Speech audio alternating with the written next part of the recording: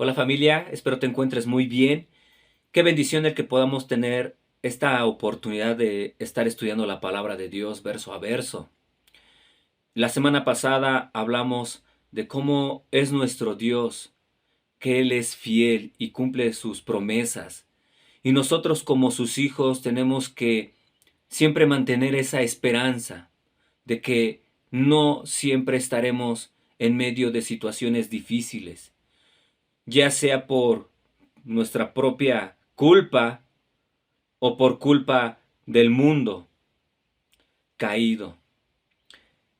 Y hoy vamos a ver que en este caso, en el Salmo número 80, es muy parecido al Salmo 79, ya que en él vamos a ver implícito una oración de súplica por la salvación, por la presencia de Dios en medio de su pueblo, pero sobre todo por restauración. Vamos a orar, familia. Padre, ayúdanos, Dios, a entender y a vivir lo que en este día tú nos enseñas. Te lo pedimos en el nombre de Jesús. Amén. Vamos a leer los primeros 3 versículos, familia, del Salmo número 80, y dice así: Oh pastor de Israel, escucha. Tú que pastoreas como a ovejas a José, que estás entre querubines, resplandece. Despierta tu poder delante de Efraín, de Benjamín y de Manasés, y ven a salvarnos. Oh Dios, restáuranos, haz resplandecer tu rostro y seremos salvos. Al decir, oh pastor de Israel, escucha, en la antigüedad era común que así se les nombrara a los gobernantes, a los líderes de los pueblos de aquel entonces. Lo interesante y lo bueno es que Asaf sabe bien, reconoce que a diferencia de las demás naciones que son lideradas o que son gobernadas por un hombre, por un ser humano, el caso de Israel es muy distinto, porque el que los defiende, el que los guía, el que siempre está como cabeza de ellos, es Dios, y le reconoce a Dios como el pastor de Israel, como su rey, como su líder. Pero le dice, escucha, tú que pastoreas como a ovejas a José, que estás entre querubines, resplandece. Él pide que pastoree a todo Israel. Al hablar de José, se está refiriendo a todo Israel. Y el contexto de este salmo es que probablemente el autor, que es Asaf, un Asaf obviamente posterior al Asaf del tiempo de David, los comentaristas creen que él le tocó presenciar la destrucción de Israel. Entonces clama y pide a Dios que despierte su poder delante de Efraín, de Benjamín y Manasés. Y dice, ven a salvarnos. Nosotros, familia, ahora como la iglesia del Señor, también nuestro líder, nuestro pastor, nuestro Señor es Jesucristo, es Dios. Y Él también está atento a nuestras súplicas. Nosotros no debemos buscar ayuda, o más bien nosotros no debemos confiar más en otras cosas o en alguien más antes que en Dios. Nosotros primeramente debemos poner toda nuestra confianza en Dios, en que Él es el único que nos puede guiar, que nos puede dirigir, pero también es el único que nos puede salvar. Aquí el clamor a Dios por Israel es para salvación, pero de sus enemigos. En este caso, nosotros como iglesia sabemos que el único que nos puede salvar de nuestros enemigos también es nuestro Señor Jesucristo. No son enemigos de carne y hueso. Como dice la palabra de Dios en Efesios, nuestra lucha ya no es contra carne y sangre, sino contra principados, contra potestades, contra gobernadores de las regiones celestes. Nuestro enemigo, familia, es el diablo. Nuestro otro enemigo es el mundo y nuestra carne. Dios es el único que nos capacita, es el único que nos guía, el que nos instruye, el que nos protege contra nuestros enemigos, para salvarnos.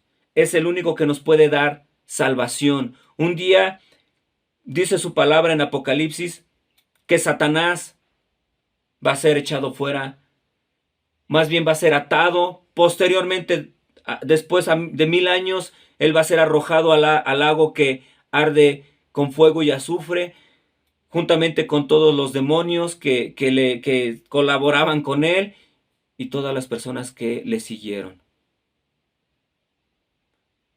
Y nosotros ya no experimentaremos el pecado, ya no lucharemos con nuestra carne, ya no lucharemos con el mundo, porque Jesucristo es el único que podemos encontrar la victoria, no en nuestros recursos, no en nuestras fuerzas. Y también, familia, no solamente Dios nos ha salvado de esos 3 enemigos, sino también Dios nos salva de otros peligros, de malas amistades, nos salva de accidentes, nos salva de enfermedades, nos salva de nosotros mismos. Dios es muy bueno y Él desea que nosotros siempre clamemos a Él por su salvación. Dios también desea que clamemos a Él por restauración y que le oremos: Señor, haz resplandecer tu rostro y seremos salvos. Aunque ya somos cristianos, familia, aunque somos el pueblo de Dios, y me refiero a que somos la iglesia, muchas veces caemos. Probablemente tú has caído y has pecado. O, o continúas en pecado. Y tu oración debe de ser: restáuranos. Y cuando nosotros oramos a Dios, como en este caso Asaf, no está pidiendo restáuranos en el sentido de que cambie las circunstancias. No está orando: Señor, quita nuestros enemigos. No está orando: Señor, restaura nuestra nación. Aquí, al decir restáuranos, está hablando a su vida espiritual, a su alma. A nosotros nos debe de doler mucho más que el dolor causado por nuestro pecado. Nos debe doler más el hecho que hemos ofendido a Dios. Nos debe doler más el haber pecado en contra de Él. Y nuestra oración más grande y más ferviente debe de ser esta, la de restáuranos. Y cuando nosotros seamos restaurados por Dios, entonces Él hará resplandecer su rostro sobre nosotros. Hallaremos gracia delante de Él. Él traerá ahora la restauración material, física, si Él así lo considera en ese momento. pero lo más importante es que nosotros seamos restaurados de nuestra relación con Dios. Y entonces, dice, seremos salvos. Versículos 4 al 7 dice así la palabra de Dios. Jehová, Dios de los ejércitos, ¿hasta cuándo mostrarás tu indignación contra la oración de tu pueblo? Les diste a comer pan de lágrimas y a beber lágrimas en gran abundancia. Nos pusiste por escarnio a nuestros vecinos, y nuestros enemigos se burlan entre sí. Oh Dios de los ejércitos, restáuranos, haz resplandecer tu rostro y seremos salvos. Una vez más, nos damos cuenta que lo único que necesita el pueblo de Dios es a Dios mismo en medio de ellos.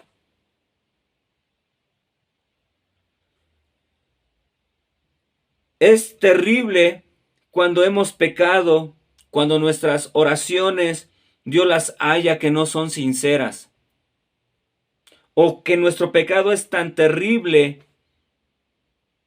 que nosotros podamos sentir que nuestras oraciones no son escuchadas por Dios. Tanto que a causa del sufrimiento, en este caso hablando de Israel, por su pecado, constantemente estén llorando.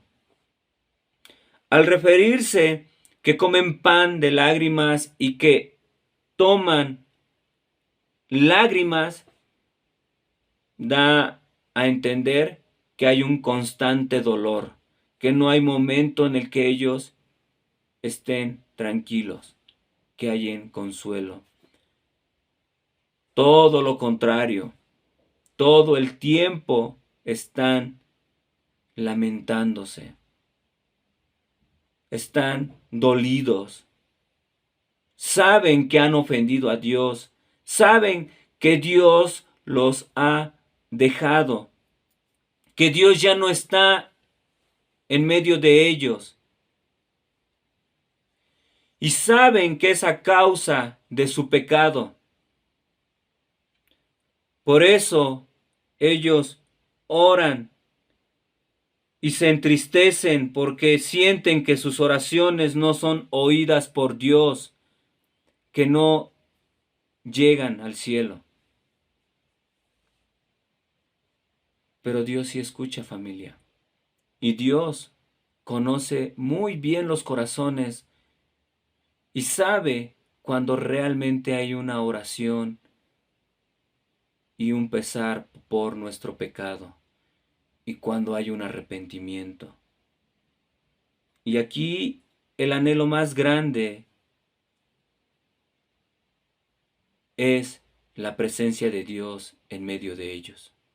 Ellos saben que el rostro de Dios ya no resplandece en ellos.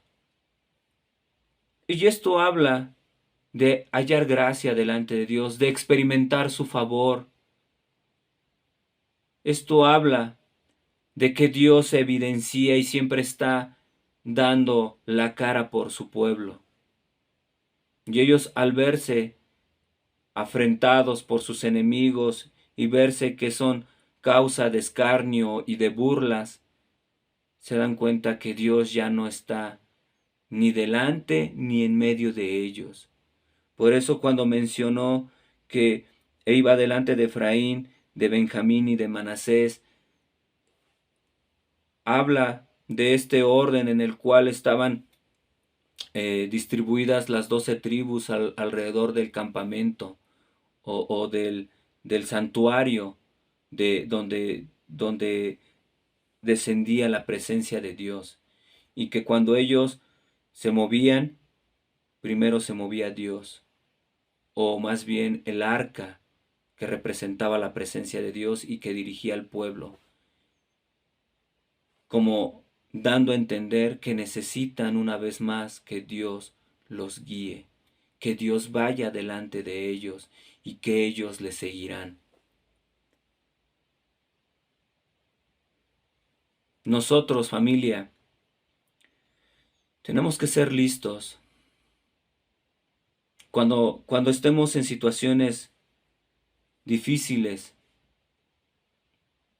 más que la sanidad, más que la restauración financiera en nuestro hogar, más que la restauración en nuestro matrimonio, más que las relaciones sanas con nuestros hijos, más que un buen trabajo o la mejor carrera, nuestra más grande necesidad debe de ser tener una restauración en la relación con nuestro Dios.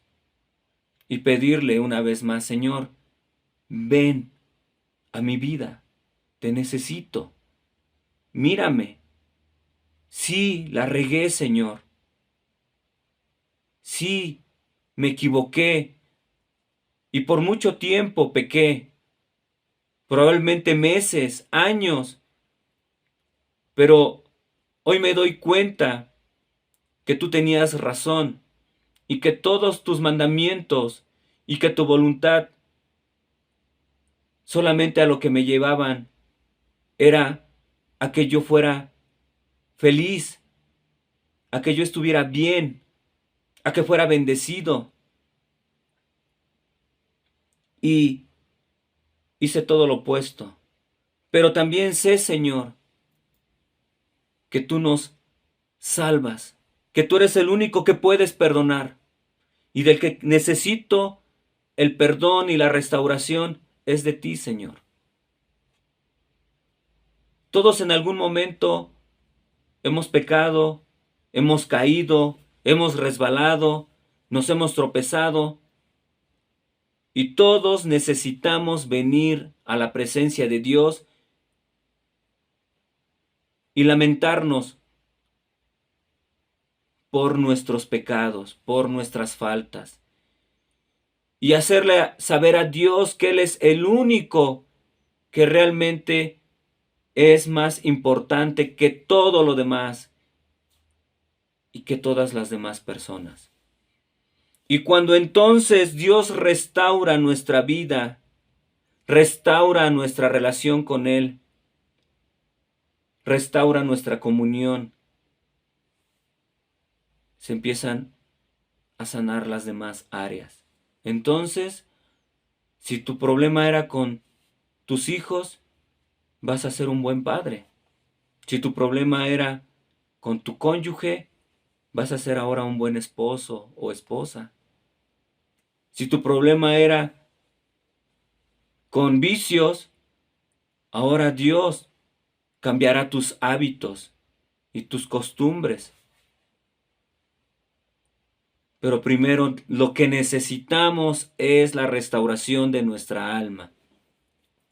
Y si tú que estás viendo este video apenas estás conociendo a Dios, apenas empiezas a escuchar acerca de Jesucristo o del Evangelio, es el momento para que tú también le clames a Dios y le pidas perdón y lo recibas en tu corazón. Él es el único que puede ponerte en paz con Dios, porque Él murió por tus pecados y por los míos.